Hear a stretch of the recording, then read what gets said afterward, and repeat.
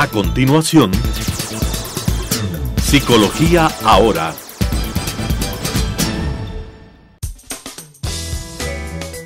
Clasificación A. Apto para todo público.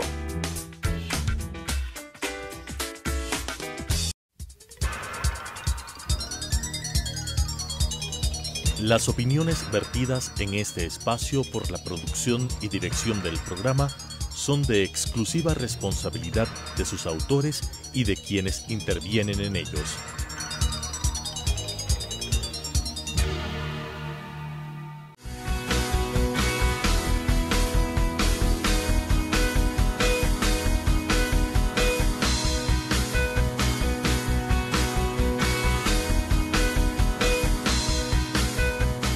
Buenos días, queridos amigos televidentes, qué gusto tenerles aquí otra vez en su programa Psicología Ahora, el consultorio desde Telesucesos hasta tu hogar para que se pongan al tanto con las últimas técnicas y terapias del mundo de la psicología.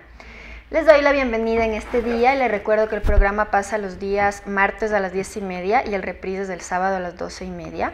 Y también nos pueden ver en YouTube poniendo Telesucesos Psicología Ahora.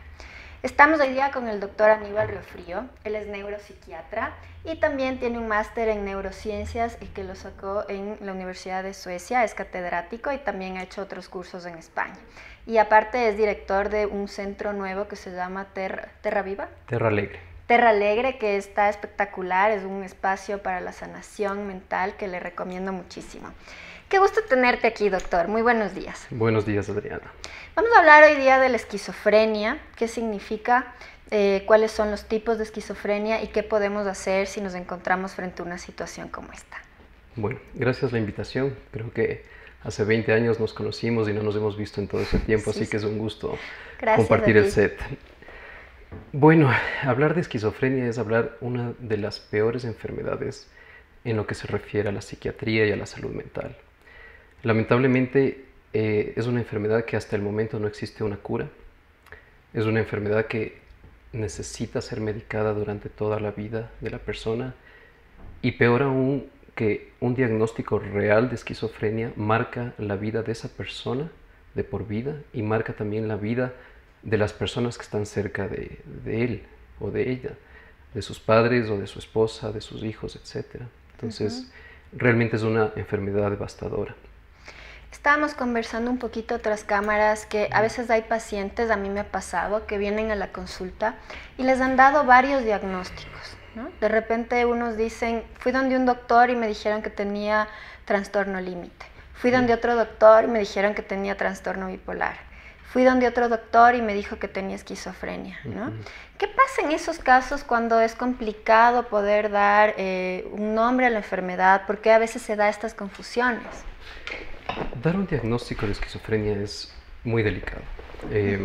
Como les dije, es una enfermedad devastadora y decirle a un familiar o al mismo paciente, usted tiene esquizofrenia, tenemos que realmente como especialistas tomar con mucha seriedad estos términos. Tenemos que dejar la subjetividad a un lado completamente. En la psiquiatría actual ya no es como antes, en donde se pretendía que cada especialista pueda tener una visión sobre una enfermedad. Ahora tenemos criterios diagnósticos específicos, tenemos estudios específicos para poder determinar si una persona tiene o no una enfermedad. Es decir, una persona que es diagnosticada de esquizofrenia aquí en el Ecuador debería ser diagnosticada de la misma enfermedad en cualquier lugar del mundo. Sin embargo, eso no quita a que existan casos dificultosos en el proceso de evaluación y diagnóstico, muchas veces por el hecho de que se mezclan a veces esquizofrenia con otras patologías y en otras porque hay enfermedades que simulan a la esquizofrenia. Y ahí viene la pericia diagnóstica de los especialistas. Por ejemplo, yéndonos al caso de extra o sobrediagnóstico de esquizofrenia, recuerdo un paciente de 20 años de edad en donde ya se le había internado, se le había realizado incluso tratamientos electroconvulsivos, que ya es un tipo de tratamiento relativamente fuerte para esquizofrenia, pero al momento que lo recibí no tenía déficit cognitivo, es decir, no tenía problemas de memoria, de atención, inteligencia, razonamiento, y era un mal diagnóstico. Ese muchacho no tenía esquizofrenia. Sus supuestas alucinaciones nacían desde niño por una mentira que dijo a sus padres, de escuchar voces de amigos, etcétera, y nunca más pudo revertir su mentira. ¿Sí? Entonces se le diagnosticó de esquizofrenia por las alucinaciones y los supuestos delirios. Y de forma contraria, tenía otra paciente abogada, que acudió al centro y al parecer relativamente bien. Si nosotros consideramos una persona que tiene un estudio de 4º nivel, abogada, la queja era porque ponía en línea ciertos documentos y tenía que poner en línea otros documentos, y ya había sido diagnosticada en el pasado de TOC, de trastorno obsesivo compulsivo. Pero al momento de la evaluación se vio que los pilares principales de la vida de un ser humano, la vida laboral, familiar, la personal, etcétera, estaban nulas. No tenía trabajo ese momento, prácticamente estaba mendigando en la calle, pero no parecía eso en la consulta. Y esa paciente solo había sido diagnosticada de TOC, y después de las evaluaciones pertinentes se le diagnosticó esquizofrenia. Entonces es difícil, es difícil. Un pequeño ejemplo: cuando la primera vez que vi un cuadro psicótico significa tener como alucinaciones y pensamientos absurdos, irracionales, que para uno es real. La primera vez que vi como estudiante de medicina en urgencias un caso como esos, el diagnóstico inicial en la sala de urgencias fue esquizofrenia. ¿Sí? Un error completo. Jamás podemos diagnosticar por la presencia de alucinaciones o estos pensamientos extraños directamente esta enfermedad, por ejemplo. Se tiene que esperar 6 meses mínimo para poder pensar en que existe un diagnóstico de esquizofrenia. Ahí. Pueden haber delirios y alucinaciones sin que esta persona necesariamente tenga esquizofrenia y que no esté medicado o con alguna droga. Cuando hablamos de alucinaciones y delirios, estamos hablando de psicosis. ¿Sí? Hay hasta una película o varias sobre estos temas. Solo dentro de las enfermedades de psiquiatría tenemos más de 13 diagnósticos diferentes que se acompañan de psicosis. Las más clásicas, por ejemplo, las depresiones con síntomas psicóticos, que son depresiones graves que vienen con alucinaciones y delirios, el trastorno bipolar con síntomas psicóticos, trastornos en la personalidad que sugieren a veces síntomas psicóticos, como el trastorno paranoide de la personalidad, el esquizotípico, el esquizoide. Todo tipo de trastorno afectivo, como el esquizoafectivo, todos ellos pueden cursar con psicosis. Y no se diga otras enfermedades no psiquiátricas que también tenemos que descartar. Un hipertiroidismo grave puede provocar psicosis. Abuso de drogas, peor aún, puede producir psicosis, entre otras enfermedades. Es decir, frente a un problema de alucinaciones y delirios, primero es una urgencia. Si una persona tiene alucinaciones, delirios, que lamentablemente es difícil darse cuenta, porque el concepto de delirio justamente es tener una idea que para uno es cierta, para el resto es falsa, pero para esa persona es cierta. Así es. Entonces, si hay eso, es una urgencia médica, eso tiene que ser evaluado inmediatamente. Ahora, aprovecho que estás aquí un poco para poner énfasis en esto, y es cómo diferenciar un trastorno de personalidad paranoide con una esquizofrenia paranoide. La personalidad paranoide es una enfermedad dentro de lo que se caracteriza, como su nombre lo indica, en el área de la personalidad. Es una persona que durante toda su vida presentó una forma de ser, hablando en ese sentido de forma general, una forma de ser como con miedo del resto de de las demás personas, extremadamente desconfiada. Sin embargo, no llega a tener los delirios clásicos paranoides de una esquizofrenia. Hablando de tiempos, la esquizofrenia tiene un inicio agudo en la mayoría de casos, es decir, presenta unos pocos días de evolución en su primer episodio, mientras que los trastornos de personalidad paranoide tienen toda una vida con las mismas características de desconfianza a las personas, de miedo a que estén hablando mal de ellos, etc. Mientras que en esquizofrenia estos delirios pueden ser mucho más graves. Por ejemplo, pensamientos de que están leyendo su mente las demás personas, miedo a que hay gente o policías que les están persiguiendo o que le dan mensajes a través de la televisión, en donde son ideas mucho más absurdas, incongruentes con la realidad, suele acompañarse más en esquizofrenia que en los trastornos paranoides. Eso hablando solo de delirios. Recordemos que la esquizofrenia es un sinnúmero de síntomas Así y es. criterios, y todo el resto de criterios de esquizofrenia no tiene el trastorno de personalidad. Así es. Ahora, es compleja esta enfermedad porque presenta distintos síntomas, algunos presentan ciertas reacciones más acentuadas, otras menos, etcétera. Entonces, hablemos un poco de los síntomas positivos y negativos que encontramos en la esquizofrenia para poder diagnosticar. En el pasado se le clasificaron así a los síntomas como positivos y negativos. Hace 50 años se habló sobre síntomas positivos y negativos. En la actualidad hablamos ya como de criterios.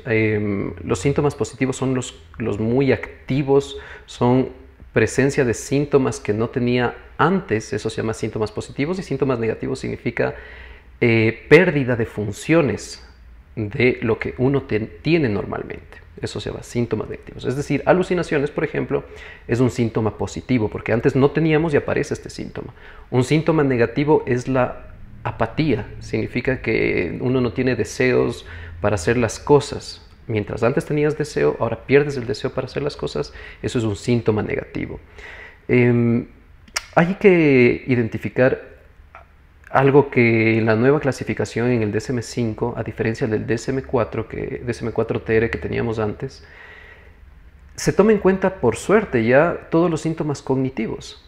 Todos los psiquiatras, todos sabíamos que había daño a nivel cognitivo. La persona con esquizofrenia ya no podía estudiar, tenía que salir de su universidad, ya no cumplía adecuadamente, peor, una persona trabajadora ya no podía cumplir sus actividades, justamente por ese daño cognitivo, que no había ese criterio en el pasado. Ahora ya existe. Interesante.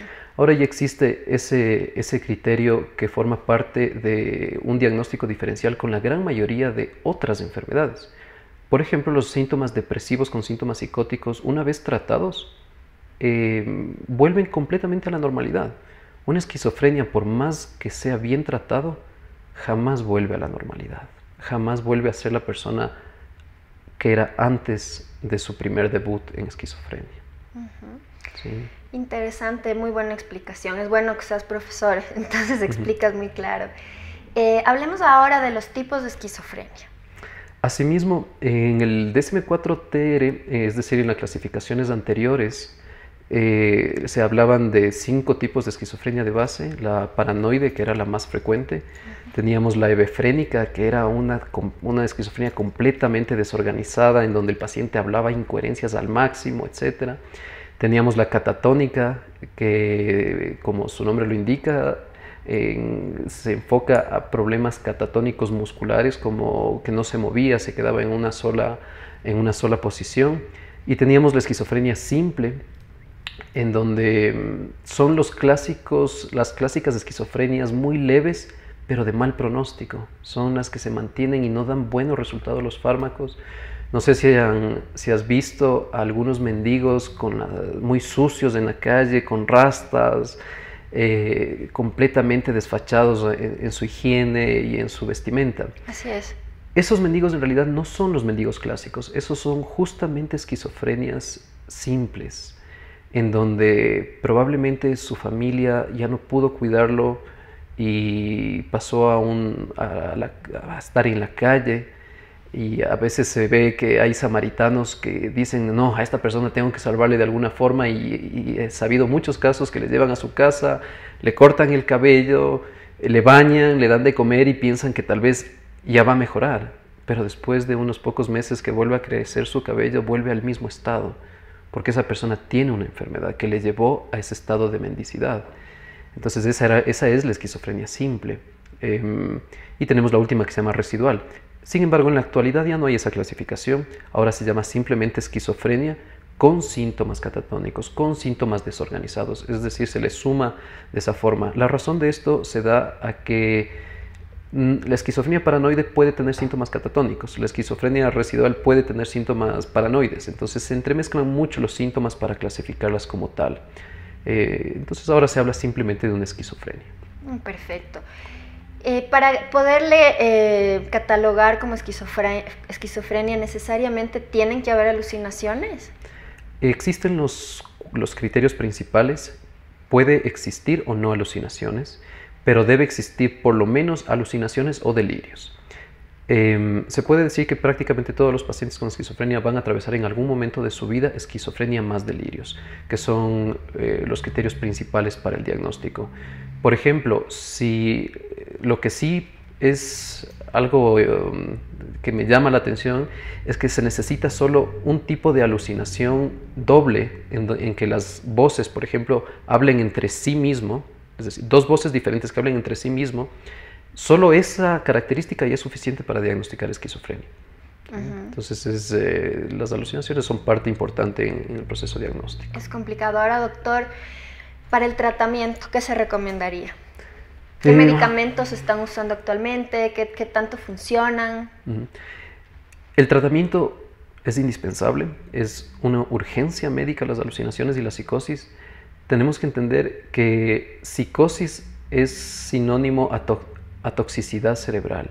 En un estado de psicosis, el cerebro está perdiendo neuronas hora por hora, día por día. Si uno demora el tratamiento, va a haber más declive en ese paciente, va a haber más deterioro. Entonces, es muy penoso ver a veces muchachos de 16, 17 años que son llevados después de 6 meses de síntomas, de 3 meses de síntomas al psiquiatra, justamente por ese tabú y ese miedo a iniciar un tratamiento en este sentido. Entonces, primero, indispensable llevar a los especialistas ni bien se presenten estos síntomas, que esperemos no sea esquizofrenia. Pero si es así, vamos a salvar muchas neuronas y iniciamos un tratamiento rápido. ¿Se puede detener un poco la enfermedad si se empieza con un tratamiento rápido? En especial el deterioro. Si es una verdadera esquizofrenia, por más que se inicie el tratamiento en el segundo día, no vuelve jamás a ser la misma persona. La verdadera esquizofrenia. No confundamos otros diagnósticos, pero la verdadera esquizofrenia no vuelve nunca más a ser. Lo que sí diferencia, por ejemplo, es que conozco médicos que tienen un diagnóstico de esquizofrenia, presentan muchas limitaciones en sus procedimientos en general. Conozco abogados que tienen esquizofrenia, de los cuales sé que su historia ha sido con tratamientos muy rápidos, en donde no han tenido ese espacio de deterioro neurológico, pero obviamente también tenemos los casos, como ya dijimos, los mendigos y todo. Y si alguien conoce los hospitales del estado, en donde hay unas áreas muy fuertes de pacientes que han tenido muchos años de esquizofrenia, es lamentable a veces ver ese deterioro que se puede llegar. Hay medicamentos que son muy buenos, en especial hay un medicamento que me encantaría que el Ministerio de Salud Pública tenga, que se da en esquizofrenias refractarias, que se llama la clozapina. Yo lo utilizo en esquizofrenias fuertes, pero en el estado no hay ese medicamento. No es costoso tampoco. Ojalá que en algún momento entre dentro del cuadro nacional de medicamentos básicos. Tenemos una gama de más de 20 antipsicóticos probablemente. En el Ecuador no llegamos a los 7 u 8 antipsicóticos para tratar esquizofrenia. Eso a nivel farmacológico. Es indispensable la intervención social, la intervención psicológica en las familias y en el paciente. Ayuda mucho los tratamientos para la adherencia en los fármacos. Ayuda mucho los tratamientos psicológicos en entender la enfermedad, en darse cuenta de que uno necesita un proceso de tratamiento. Entonces, la intervención multimodal en el área de psicología, de psiquiatría, en terapias ocupacionales, en terapias con la familia, va a hacer que el pronóstico sea mejor en estos casos, en los pacientes.